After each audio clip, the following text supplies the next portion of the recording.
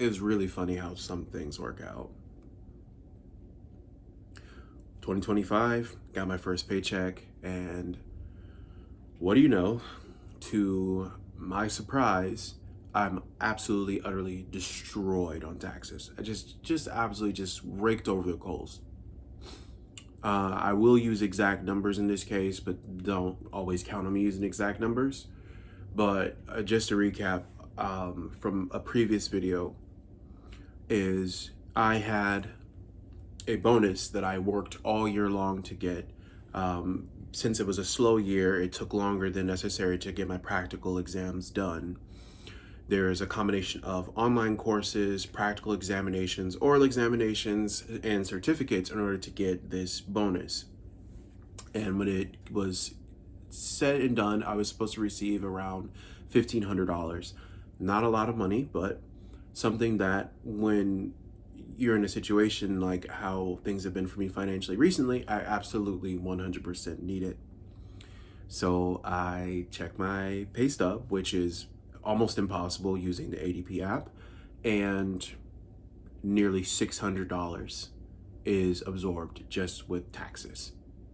I was livid. Like, I don't understand how the government can live with themselves knowing what they're doing to people, like, willingly. And this is something that they're willingly doing, taking from us. I mean, didn't the revolution for us to fight for our independence come from overtaxation? I mean, I don't quite understand what they're using the money for. I mean, we're taxed on everything. Like, let's just break it down. You're taxed on what you buy with a sales tax. You're taxed on what you sell with a sales tax. You're taxed on what you own with a property tax, or if you own a vehicle or even lease a vehicle, with registration, which is another form of a tax. Let's see, there's employment tax, there is income tax, there is capital gains tax. I mean, we're taxed at every opportunity. Before a dollar can complete an entire circulation, it's taxed 7 or 8 times per person. I just don't seem to understand why we need to continuously pay all of these taxes. And yes, I understand that the only 2 things guaranteed in life are death and taxes. But what really upset me, what was even more egregious than the tax part of the bonus, was a garnishment on my pay stub that I wasn't prepared for at all. Now, I've mentioned it before that I am a, by definition, quote unquote, single father. I don't like to use that term because for some it would imply that I take care of my daughter by myself. No, I'm a co-parent, so I have my daughter about half the week, to which I pay child support. And if you know anything about the ADP app on iPhone in this case, they don't show you the details of anything. You just can see what your paycheck was, can see what was taken out, but it doesn't really tell you the details of anything. So I had to go and do some investigative reporting to find out that I had an additional garnishment on my pay for a tax. I'm sorry, not for tax. I had an additional garnishment on my pay for an additional child support fee. So this fee, which a lot of people have tried to gaslight me into believing does not exist, which I've paid it for years now, it definitely does exist, is not money that's going to end up going to the mother of my child or to my child. This is not money that's going to go help her in any way, shape, or form. Not to mention, I have my child half time already, and I already pay for her clothes, her food, her school, and everything else in between. But I still have to give over some arbitrary amount of money because a judge deemed it so. But in addition to that, they automatically collect that money out of my paycheck.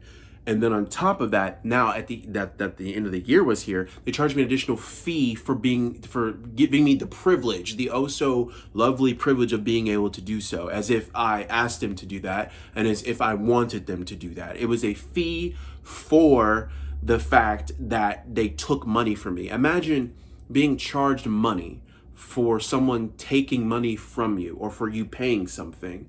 Let's say you bought a car from me and I charged you a fee because you paid me to buy the car. That's essentially what they're doing. This money goes to the government, either to the judge's pocket or to the county's pocket or to the child support office's pocket. I have no idea who the money goes to, but it doesn't stay in my pocket and it doesn't go to benefit my daughter. So this is absolutely something that I don't understand, where they get the the gall to be able to do something like this. Like, and we can even touch on child support a little bit since I'm already on the topic.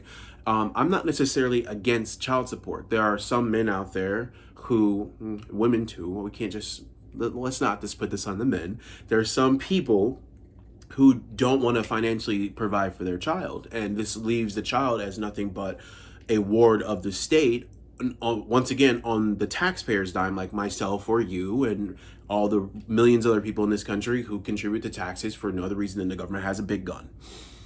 Well, there's some people who don't want to pay for that, and they would rather their child live on worse circumstances such as food stamps and Section 8 housing than to contribute towards the well-being of their child.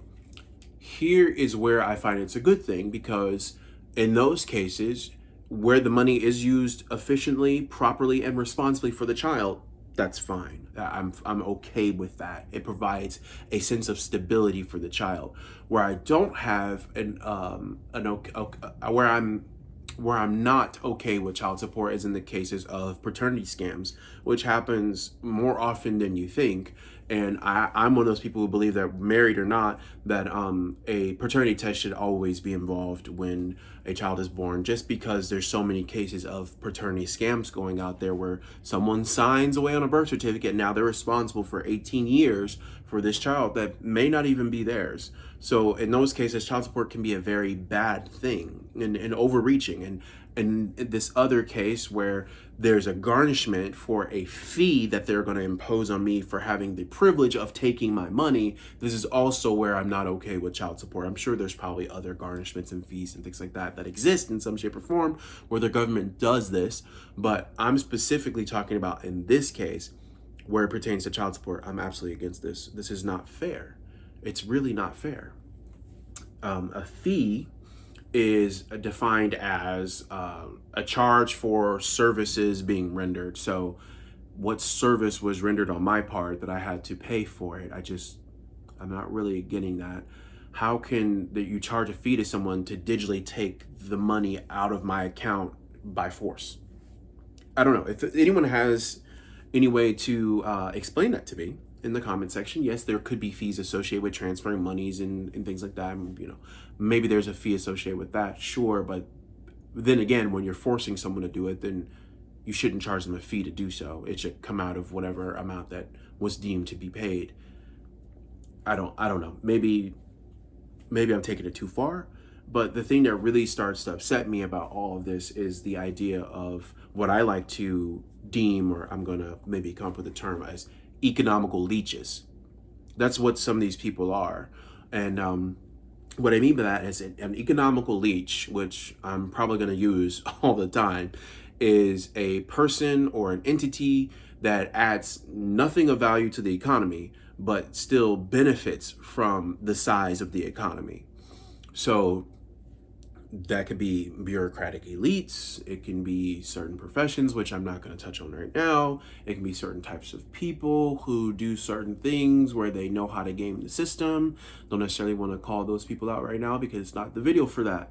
But these are all economic leeches. They do nothing but extract from the system as a whole. And they see your labor and your means of you just trying to live, and they take from you. Those are the people I'm talking about. That's what I mean by economical leeches. And to go further into that point, it was just recently where Congress was attempting to vote for their salary to be increased, as if that makes sense at all. What was their pay? Something like $170,000 a year, and they're voting to increase their pay. Now, I don't remember the exact number. I don't have the story right in front of me, but I think it was something like they were going to try to increase their pay like $200,000 or $220,000. I don't remember the exact number, so please forgive me. It is not that type of channel where things are going to be well rehearsed and reversed and scripted out. But I read it somewhere that Congress meets less than half the days in a year. So 365 days in a year, doing some quick math, they're going to meet somewhere right around 170 days a year. And if they meet less than 150 days a year, I mean, they have better hours than school teachers. And yet these people are trying to raise their salary to $200K. Now, there's going to be some of you out there that say, Oh, well, they need the money because they live in DC, and DC is a very expensive city. Why is it expensive? It's expensive because you guys have this bloated government that all has to live there, and they all are vying for housing and things like that, so making it more expensive. And then I'm pretty sure congressmen and or maybe even senators, they have to pay for their own staff out of that or something, or maybe that's what they raise money for. I don't necessarily know, but what I do know is that their salary currently stands at like 170 75-ish thousand dollars. For what? What value are they adding to the system to determine that that is a applicable salary? And you're voting to raise your salary for a cost of living adjustment because of inflation, which was directly caused by the legislation that you voted for. So you cause inflation, as such need more money to pay for the things that to live in your top of the mountain Golden Gate city. So then what you want to do on top of that is now raise your salary again, which will cause more inflation because you're going to print the money if it doesn't exist. I mean, we're already in a deficit as is. So you're going to then print the money to then raise your salary to cause more inflation, to take money from me and literally slap the fork out of my hand to then make sure you can take care of what you need to do. And I mean, like, how many people get paid that kind of money a year as like a job? And then even better, how many people get paid that kind of money a year to work less than half the year? I mean, what, like a cardiologist can make like 200K or like 150, anesthesiologist, maybe a high level software engineer. These are things that require years of schooling, years of speciality, years of dedication to get to. And yet these people who were voted in by no other merit than being more popular than someone else, or by no other merit than being more scummy than someone else, can now get in, make this high salary to live at the top of the mountain and behind golden gates, and then raise their salary on command if they all agree that they need to raise their salary. I mean, it's the same issue that you see with the police when they go and investigate themselves and find no wrongdoing. Well, I for one vote that I need a higher salary. So hey, my employer should make it happen. I mean, like really make it make sense. And I think maybe I'm more upset about it because I feel like I was lied to. Because I remember specifically in government classes in high school, and I mean, like maybe even college too, where we some of these things were talked about. I was told time and time again that politicians don't make a lot of money. I was told that that they're doing a civil service out of the goodness of their heart, serving the American people. I call BS. I call BS. Like, had I known that these people make as much money as they do as little as they do, but sit and argue on platitudes of left versus right over and over again and stand on ideological standpoints versus trying to do what's actually good for people, I would be a politician. I could be really good at it too. I could lie my, oh man.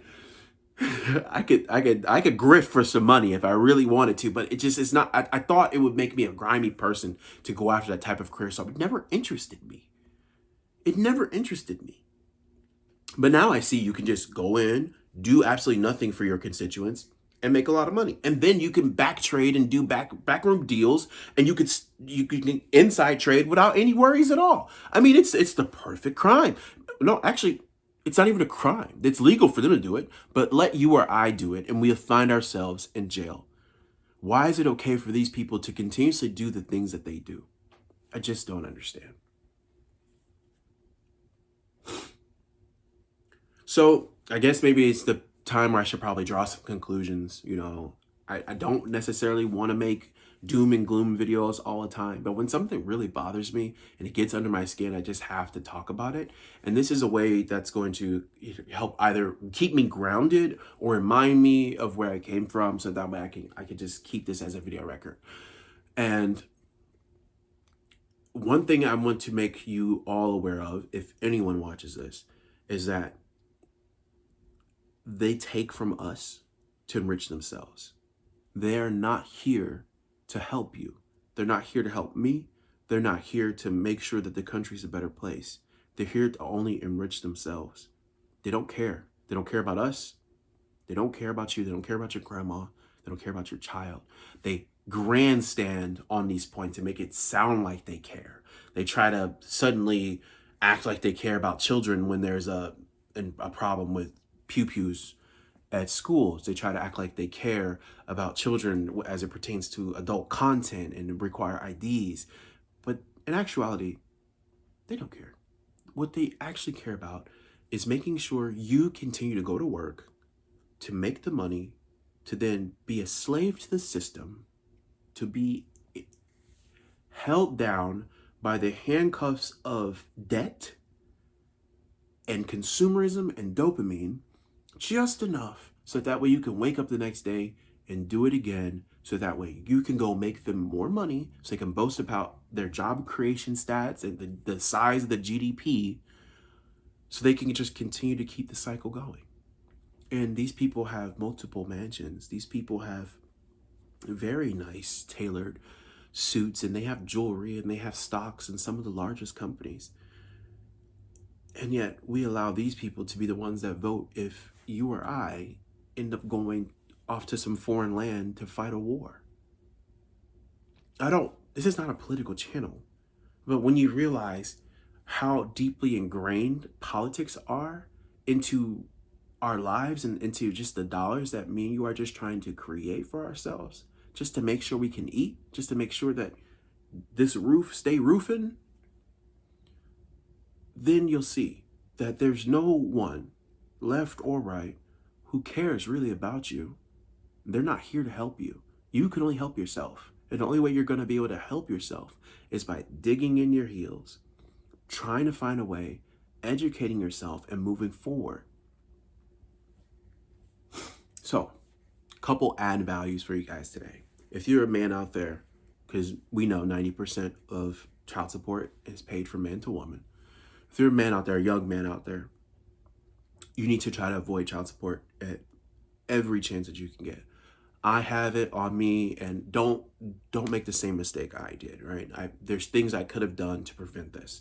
And so you need to take active steps to avoid it. Maybe there's a state out there or a jurisdiction out there that's gonna be more male-centric or more paternal-leaning, where if you're not consenting to bring a child into this world, you don't have to pay child support. Well, it'd be nice, but I'm pretty sure, it doesn't exist. Maybe make sure that your relationship is in a really good spot before you start planning to have a child. Maybe plan to not have children. Maybe wrap it up, buddy. I don't know. Like, that's probably the best. But it has always been the masculine dream to have a family that you can protect and you can raise as your own. And so I'm not telling you not to have kids, because I think they're a great thing. And I absolutely love my daughter. I wouldn't trade it for the world. But be smart about what you're doing. Think about what you're doing before you do it. I was married. So it's not always going to be this thing that you can't, no one can predict the future. But when it comes down to child support, have a conversation with your partner. Try to level with that person. I don't know what you have to do to make them see things your way, or maybe kind of come to some middle ground of understanding. But resorting to child support should always be a last ditch effort in order to make sure a child's provided for. Maybe reassure them. Maybe there could be some type of civil contract that you guys can enter into. But it's better than paying child support, because I can't even guarantee you that the money that I pay in child support even gets to her. I can't even guarantee that. And it's a hard spot for me to even talk about with my child's mother, my ex-wife, because I feel like just bringing it up only adds more fuel to the fire. And then she might think, maybe it's a good time to try to increase this amount. So I try not to even bring it up. Not that a judge who is sound of mind would ever agree that I owe more, but that's where we are with that. So if you're a guy out there, I'm just trying to help you. Be wise about what you're doing. Take your time. It's a lifelong decision nearly, so make sure that you're 100% certain of it before you do it. And then this is my chance to also not give financial advice, because I'm not a financial advisor, but I do love to at least get the wheel spinning in your head to think about some personal finance, so that way we can all make better decisions. It's not financial advice, by the way, so don't sue me. But as it comes to legally avoiding taxes, legally pay your taxes, please. Please pay your taxes. IRS, if you did not hear that from me, I did not tell people not to. I told them to do it. Make sure they pay their taxes. You guys know what you have to do. Pay your taxes. But if you're trying to lower or remove some of your tax burden, you can probably look at contributing to a 401k or a retirement account of some sort. Maybe you have a Roth IRA or a standard traditional IRA.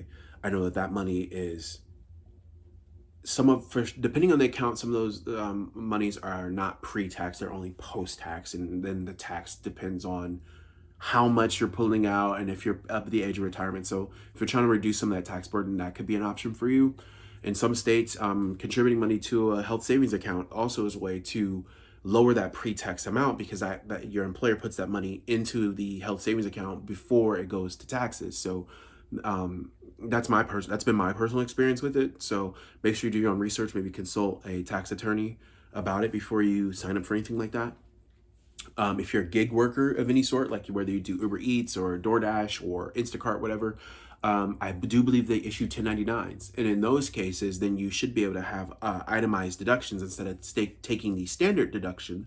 You could take an itemized deduction and make sure you maximize those deductions. So, make sure you're getting your use case for your vehicle that you drive for those types of jobs. Make sure you're getting mileage. Make sure so in some places you can write off the cost of your rent. It just really depends.